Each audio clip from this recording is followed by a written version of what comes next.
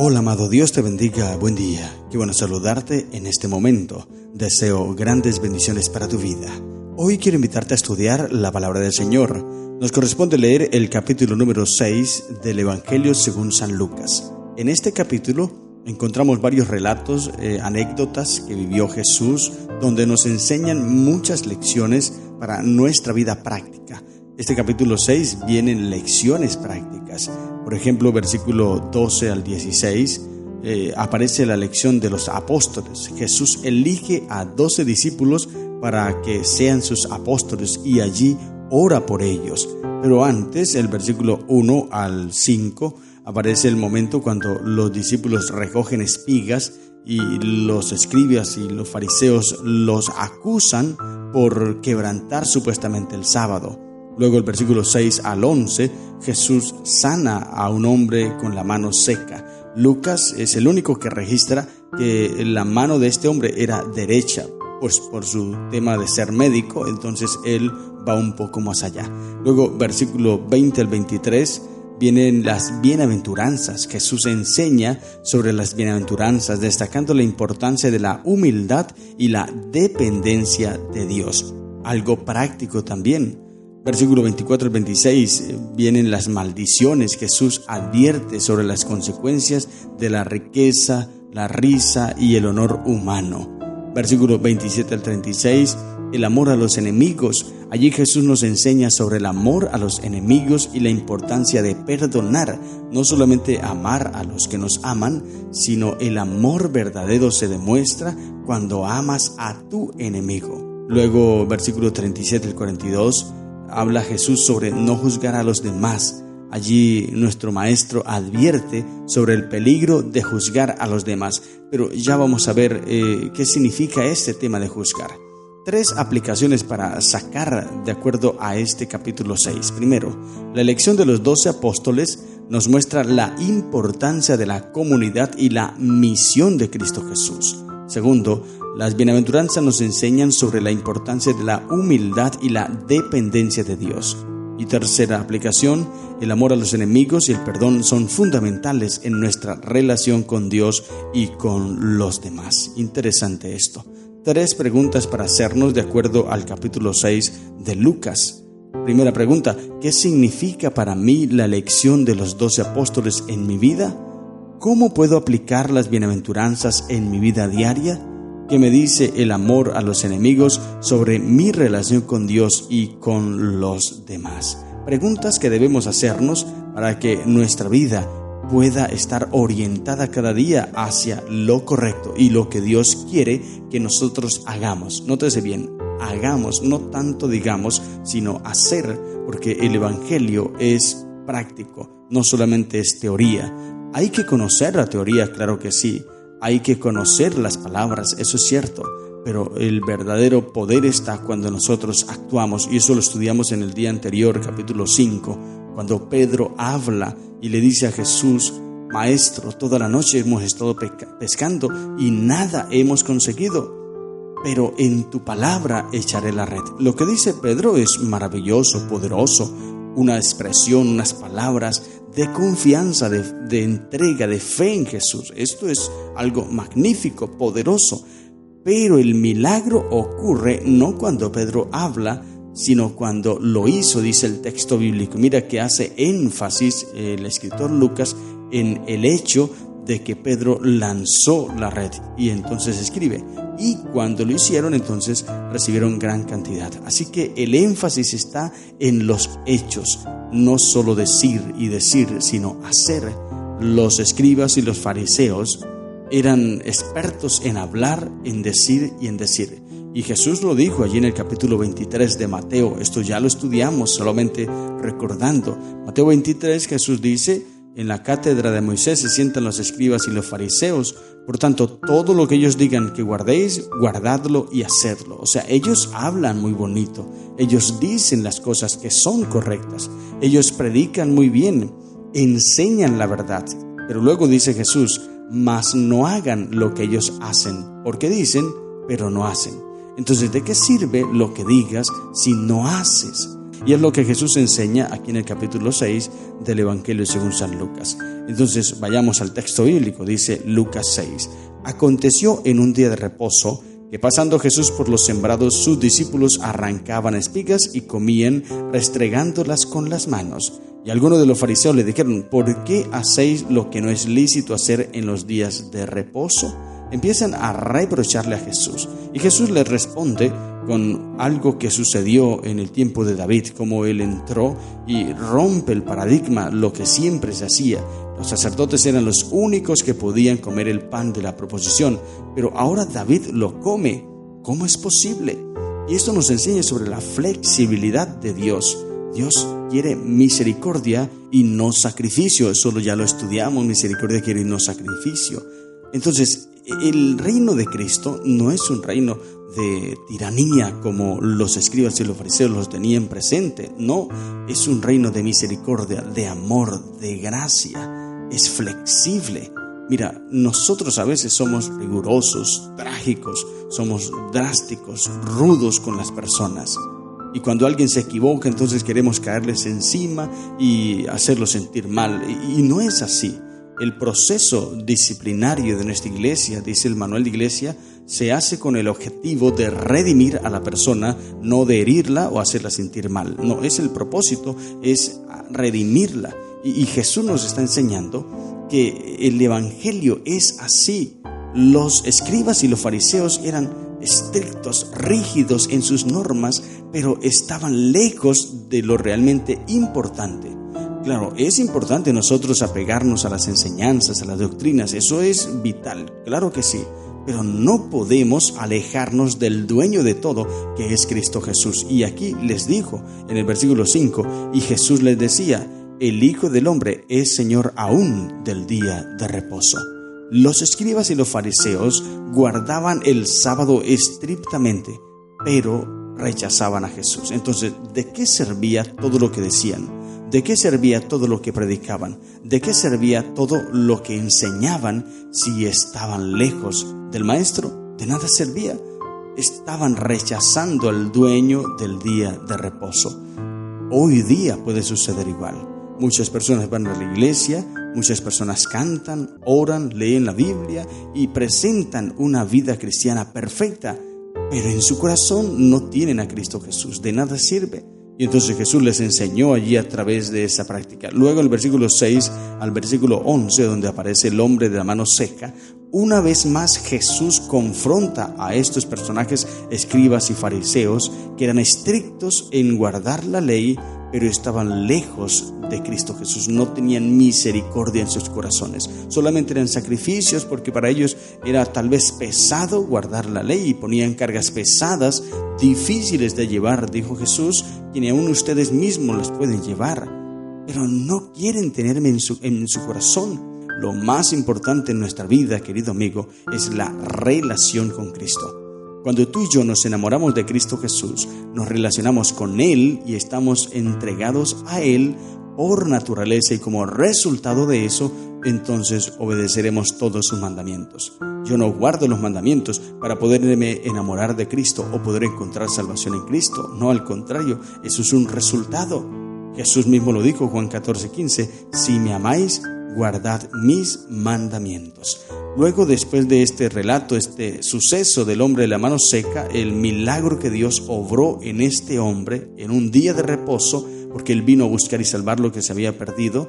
A él no le importaba la tradición de los escribas y los fariseos, sino él aplicaba el amor, la misericordia. Era más importante en este momento sanar a este hombre que estar allí pendiente de las tradiciones y las cosas estrictas, ¿no? Hay que pensar en el bienestar de nuestro prójimo, pero a veces por estar pensando en cumplir la liturgia, los protocolos de los procedimientos en la iglesia, nos olvidamos del amor. Y si alguien no hizo lo que estaba programado, entonces ya nos enojamos. Y hay personas así, se enojan porque ya están acostumbrados a hacer todo.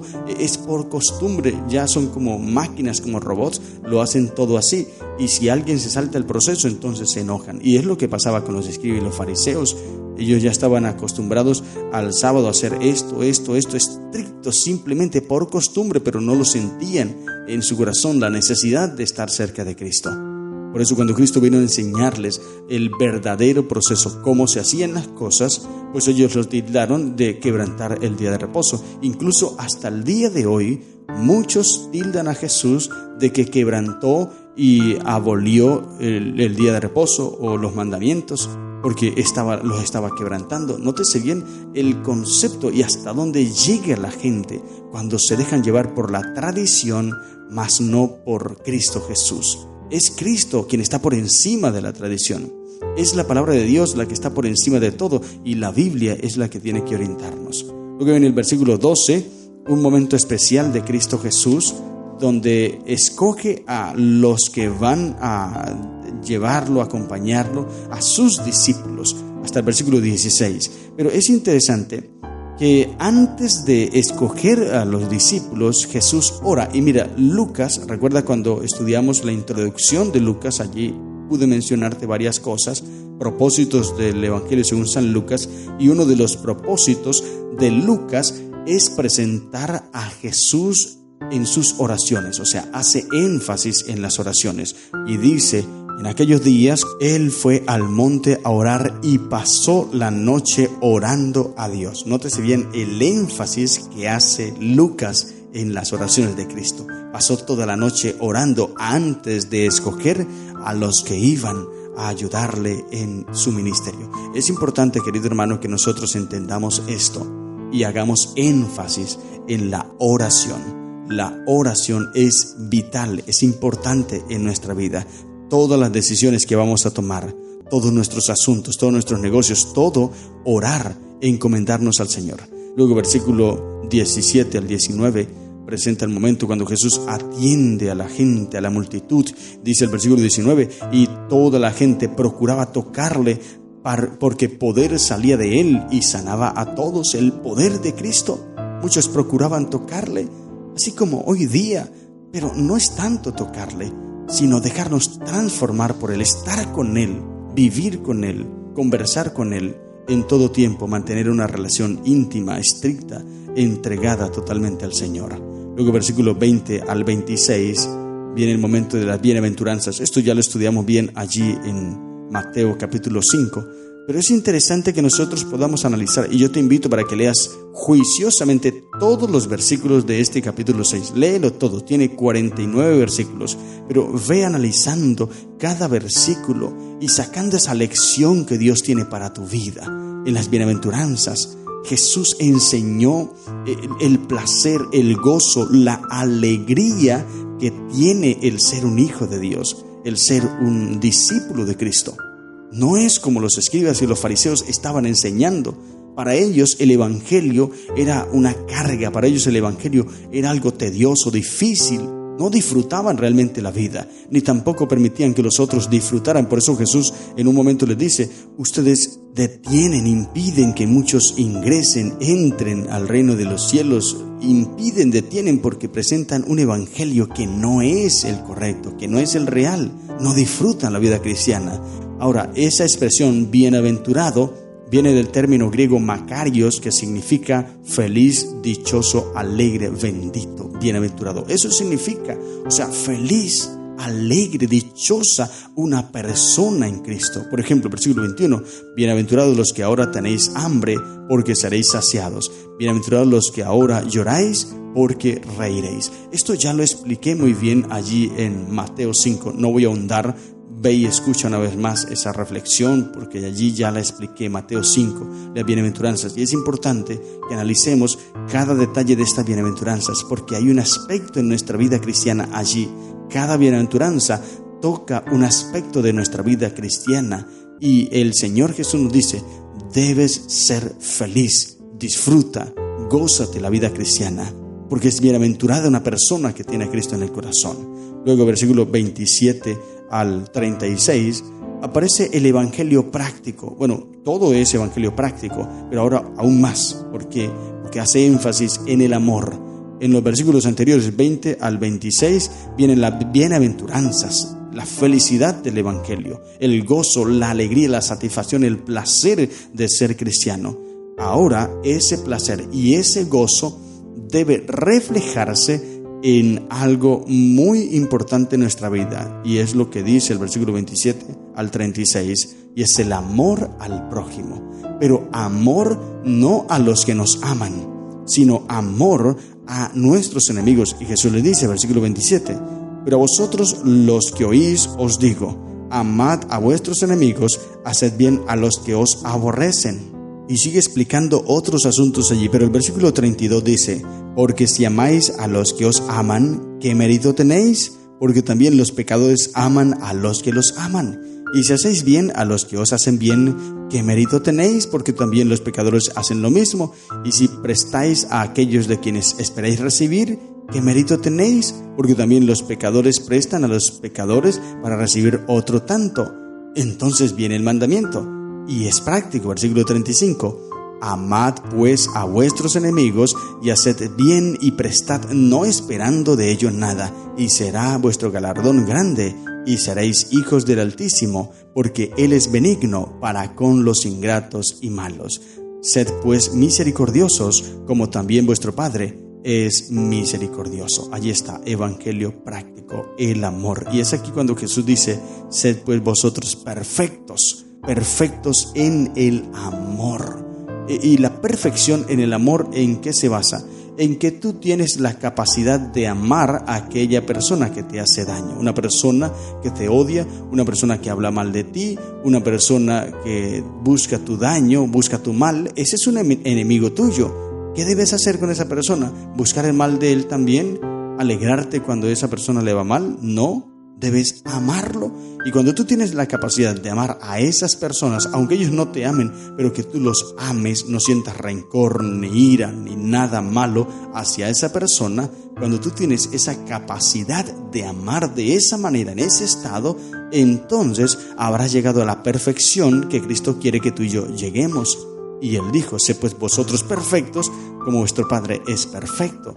Perfecto en el amor. Esa perfección no es sinónimo de sin pecado, sino perfección en amor, como Cristo pide que nosotros lo tengamos. Ahora, ¿cómo podemos llegar allá? A través de Cristo Jesús. Luego, versículo 37 al 42, viene el momento de el juzgar a los demás. También es práctico. Ahora, este juzgar no se refiere a aquel momento cuando, por ejemplo, tú ves a un hermano que se equivoca y tú vas a ir a corregirlo. Entonces, no, yo no tengo que corregirlo porque la Biblia dice que no debo juzgar. No, a eso no se refiere. Si tú ves a una persona que se equivoca, debes ir a corregirle. Y Mateo 19, ya hablamos acerca de esto, 18, donde si tú ves caer a tu hermano, ve y habla tú con él, estando tú y él solo, para que restaures a tu hermano. Esto no es juzgar, esto es hacer el proceso que Dios nos pide. El juzgar al que se refiere aquí Cristo Jesús es las intenciones del corazón. Las intenciones del corazón no sabes, tú no conoces el corazón de una persona y no puedes decir, esta persona viene aquí a bautizarse, ella no está preparada para bautizarse, ella no está capacitada, ella todavía no, le falta. ¿Cómo sabes tú eso si no conoces el corazón de esa persona? O sea, no debes juzgar en ese sentido, y a eso es que se refiere Cristo Jesús aquí en los versículos 37 al 42. Luego, versículo 43 al 45, viene el momento de por sus frutos. Ahora sí, mira, esto va conectado con lo del juzgar a los demás. Las intenciones del corazón no las conoces, pero si alguien tiene un corazón malo, sus frutos se van a reflejar, o los resultados se verán en lo que hace. Dice el versículo, no es buen árbol el que da malos frutos, ni árbol malo el que da buen fruto, porque cada árbol se conoce por su fruto, pues no se cosechan higos de los espinos, ni de las zarzas se vendimian uvas. El hombre bueno del buen tesoro de su corazón saca lo bueno, y el hombre malo del mal tesoro de su corazón saca lo malo, porque de la abundancia del corazón habla la boca. Entonces, tú no conoces las intenciones del corazón, pero por sus frutos los conoceréis. Por eso es, cuando tú ves a una persona que se equivoca y hace algo que está errado, es allí cuando debes ir a corregirlo en el nombre del Señor, como dijo Pablo, con toda paciencia y doctrina. Eso es lo que debemos hacer. Pero la intención del corazón no lo sabes, entonces mejor quédate quieto. Si no ves hechos, si no hay nada allí que refleje que realmente es así, entonces mejor guarda silencio, porque puedes estarte equivocando, juzgando a una persona sin conocer su corazón. Luego entonces el versículo 46 al 49 termina el Señor Jesús con el relato de los dos cimientos. Y esto es muy importante porque Jesús enseña sobre dónde realmente estamos fundamentando nuestra vida, en la arena o en la roca. La roca es Cristo Jesús. Y hay muchas personas hoy día que ponen su fundamento en la arena movediza. Cuando llegan los vientos y llegan las tempestades, esa casa se destruye, se derrumba, porque no está sobre nada fijo. La sierva del Señor dice que la persona que no lee bien la Biblia y que no profundiza, que no escudriña la palabra del Señor, dice, esta persona está anclada en la arena movediza. Cuando vienen los vientos de doctrina, cuando vienen las tempestades, esa persona que no está anclada, entonces se dejará arrastrar. El capítulo 38 del Conflicto de los Siglos, nuestra única salvaguarda, muy interesante ese capítulo, te invito a que lo leas. Allí dice, solo los que hayan fortalecido sus vidas con las verdades registradas en la Biblia podrán resistir en el último gran conflicto. Ahí está, el fundamento que debemos tener es la palabra de Dios. Cristo Jesús es nuestro fundamento, es nuestra roca. No debes anclarte en tus propias ideas, en tus propios conceptos o en el concepto de otra persona. Hay muchos que siguen a seres humanos, todo lo que diga esa persona, así es. Pero ¿dónde está la Biblia? No puedes colocar a nadie en este mundo, en este universo, a nadie por encima de Dios y su palabra, porque entonces allí estarás anclando en la arena movediza. Cuando tú tienes a Cristo y su palabra como la única fuente de autoridad, entonces estás sobre la roca. Sin embargo, es una decisión tuya, querido amigo.